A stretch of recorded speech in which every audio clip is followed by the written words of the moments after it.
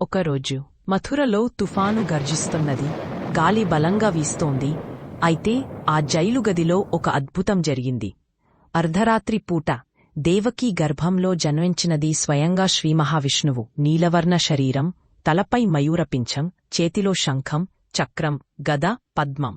వసుదేవుడు దేవకీని చూసి ఆశ్చర్యపోయాడు.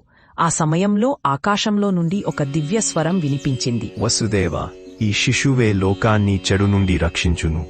వెంటనే ఈ బిడ్డను గోకులలోని నందుని ఇంటికి తీసుకెళ్లి యశోద గర్భంలో పుట్టిన బిడ్డతో మార్చిపెట్టు. అలా అనగానే అద్భుతం జరిగింది.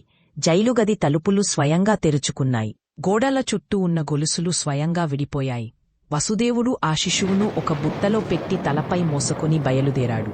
బయట ఆకాశం మేఘాలతో కప్పబడి ఉంది. యమున నది ఉప్పొంగి ప్రవహిస్తుంది. కాని వసుదేవుడు నదిలో అడుగుపెట్టగానే నది నీళ్లు రెండు వైపులా చీలిపోయాయి. ఆ సమయంలో శేషనాగుడు తన విస్తారమైన ఫణాలతో వర్షం నుండి కృష్ణుడిని కాపాడాడు. అలా గోకులం చేరుకుని యశోద పక్కన ఉన్న శిశువుతో మార్చి తిరిగి మథురకు వచ్చాడు.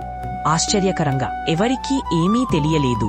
కాని ఆ రాత్రి లోకచరిత్రను మార్చేసింది.